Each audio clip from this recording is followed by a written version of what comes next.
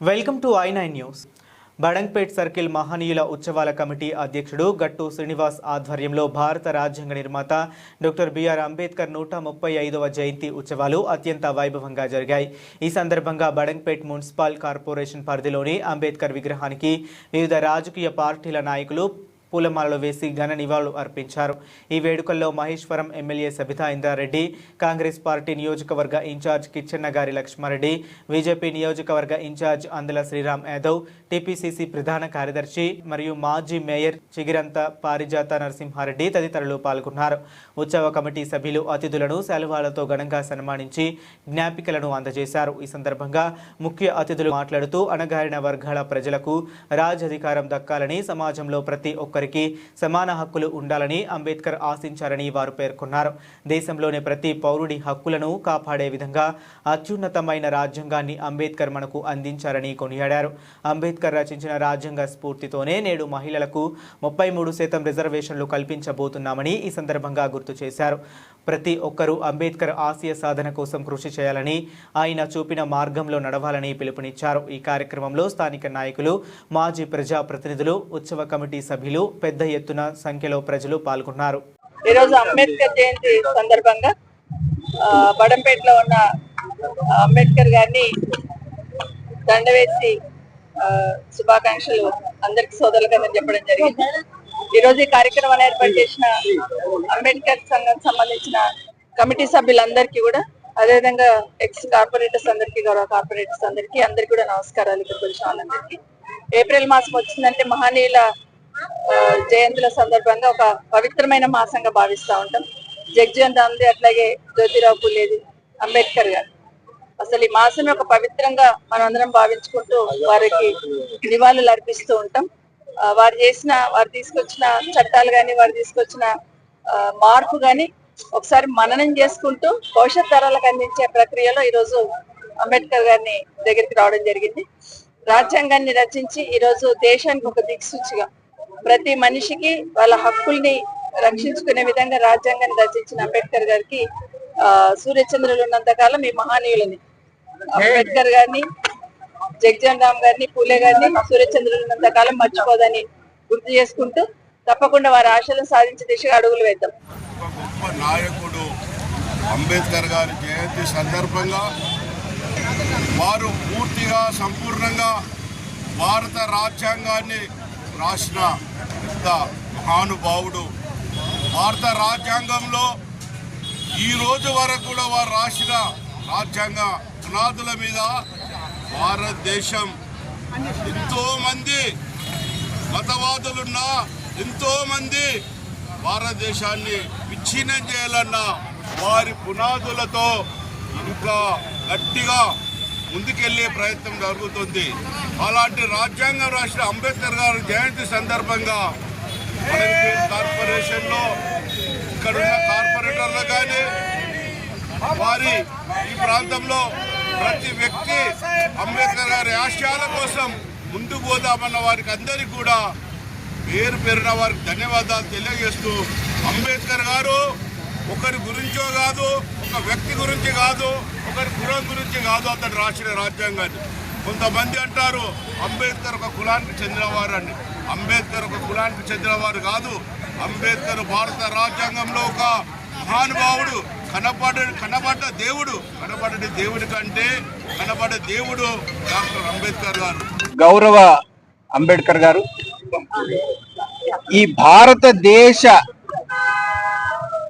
గొప్ప కలలు కన్నాడు. భారతదేశాన్ని గొప్ప భారతదేశంగా మార్చడానికి ప్రపంచ నలుమూలలలో ఉన్నదాన్ని ప్రపంచం గురించి అవగాహన చేసుకొని, ప్రపంచంలో ఉన్న చట్టాలను అన్నిటినీ కూడా అవగాహన చేసుకొని, అత్యధికంగా చదివిన గొప్ప వ్యక్తిగా రాజ్యాంగాన్ని రచించటానికి, ఈ భారతదేశాన్ని గొప్ప భారతదేశంగా మార్చడానికి అన్ని విధి విధానాలను ఖరారు చేసిన గొప్ప వ్యక్తి.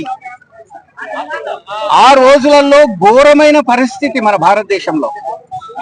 అట్టడుగు వర్గాల వాళ్ళను తొక్కేయబడి వాళ్ళను గుర్తింపు లేకుండా ఉన్న రోజులలో ఒక గుర్తింపు ఇవ్వాలి, మానవ సమాజాన్ని సమసమాజంగా మార్చాలి, అందరినీ ఒక గౌరవంగా, సమాన గౌరవంగా, భారతీయుడుగా ప్రతి వ్యక్తికి సమాన గౌరవం దక్కాలని, రాజ్యాధికారం దక్కాలని, అన్ని విధాల ఆదుకోవాలని సిద్ధాంతంగానే రాజ్యాంగాన్ని రచించిన గొప్ప వ్యక్తి. ఇతని అడుగుజాడల్లో నడవాల్సిన అవసరం ఉంది. ఇతని ఆలోచన విధానాన్ని ప్రతి ఇంటికి తీసుకెళ్లాల్సిన అవసరం ఉంది. సమాజ నిర్మాణానికి మనం అందరము మళ్ళీ ఒకసారి మాటియాల్సిన అవసరం ఉంది. కంకణం కట్టుకొని మనం ముందుకు నడవాల్సిన అవసరం ఉందని కూడా ఈ సందర్భంగా తెలియజేస్తూ, జై భీమ్ నినాదాన్ని ప్రతి ఇంటికి తీసుకుపోవాలని, ప్రతి వ్యక్తి గొప్ప వ్యక్తిగా మారాలి అనేది ఆయన ఆలోచన కనుక ఆ విధంగా రేవంత్ రెడ్డి గారి నాయకత్వంలో కాంగ్రెస్ ప్రభుత్వం కూడా ఈ విధానాన్ని అవలంబించాలని, ఆయన అడుగుజాడల్లో నడవాలని నిర్ణయం తీసుకున్నారని కూడా ఈ సందర్భంగా తెలియజేస్తూ, బీదత్వాన్ని తొలగించాలి అంటే ప్రతి వ్యక్తికి స్కిల్, విల్లు రెండు ఇస్తేనే ప్రతి వ్యక్తి గొప్ప వ్యక్తిగా మారుతాడని, దానికి అనుగుణంగా చట్టాలు మారుస్తున్నామని కూడా ఈ సందర్భంగా తెలియజేస్తూ, మరి ఒకసారి అంబేద్కర్ గారి శుభాకాంక్షలు మీ అందరికీ తెలియజేస్తున్నాం. బడుగు బలహీన వర్గాల ఆశాజ్యోతి, భారత రాజ్యాంగ నిర్మాత. మరి ఈ సమాజంలో ప్రతి ఒక్కరూ స్వేచ్ఛగా తిరగగలుగుతున్నారు, స్వేచ్ఛగా మాట్లాడగలుగుతున్నారు, సమానత్వ హక్కులతోటి పోరాడగలుగుతున్నారు, సాధించుకోగలుగుతున్నారు. వీటన్నిటికీ కూడా ఒక ముఖ్య కారణము, దిక్సూచి ఎవరయ్యా అంటే మన డాక్టర్ బాబాసాహెబ్ అంబేద్కర్. ఆ మహనీయుని జయంతి సందర్భంగా ఈరోజు ఇక్కడ బడంగ్పేట్ సర్కిల్లో పాత మున్సిపల్ ఆవరణలో ఉన్నటువంటి విగ్రహానికి నివాళులు అర్పించడం జరిగింది. డాక్టర్ బాబాసాహెబ్ అంబేద్కర్ ఎన్నో దేశాలు తిరిగి అన్ని దేశాలలో ఉన్నటువంటి కొన్ని రాజ్యాంగ పీఠికలను, వాటన్నింటిలో అంశాలను, ముఖ్యమైన అంశాలను తీసుకొని మన భారతదేశ సార్వభౌమ గణతంత్ర రికార్డుకి ఈరోజు పునాది వేసినటువంటి బాబాసాహెబ్ అంబేద్కర్. మరి మనకి ఈ హక్కులను కల్పించినందుకు ఈ రోజు మనం ఉండగలుగుతున్నాము. మరి అంబేద్కర్ గారి ఆశయాలను మనం ఖచ్చితంగా ముందుకు తీసుకెళ్లాలి.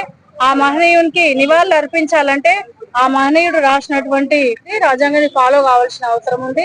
ఈ రోజు పేద బడుగు బలహీన వర్గాల ఆశాతోటే కాకుండా ప్రతి ఒక్కరు కూడా ఏ వర్గానికి చెందిన వాళ్ళైనా కూడా ఈ రోజు అంబేద్కర్ కి నివాళులు అర్పించాలి. ఎందుకంటే ఈ రోజు మనము ఒక హక్కులతోటి బయటికి వెళ్తున్నాం, హక్కులను సాధించుకోగలుగుతున్నాం. కాబట్టి మరి ఆ బాబాసాహెబ్ అంబేద్కర్ గారిని ఎప్పుడు మరవలేమని సందర్భంగా తెలియజేస్తూ, ఆ మహనీయుని ఆశీస్సులు అందరికీ ఉండాలని కోరుకుంటూ మనస్ఫూర్తిగా హృదయపూర్వక నమస్కారం. ఈ రోజు బాబాసాహెబ్ అంబేద్కర్ గారి జయంతి బడంగ్పేటలో మన గట్టు శ్రీనివాస్ గారి ఆధ్వర్యంలో పెద్ద ఎత్తున జరగడం సంతోషకర విషయం. అదేవిధంగా బాబాసాహెబ్ అంబేద్కర్ రాసిన రాజ్యాంగం మీద 70 సంవత్సరాలు పూర్తయినా కానీ అదే రాజ్యాంగం మీద పోతున్నామంటే ఇంకా రాబోయే రోజుల్లో ఎన్ని తరాలైనా ఆ రాజ్యాంగం మీదనే ఈ రోజు మన పరిపాలన సాగుతున్నది.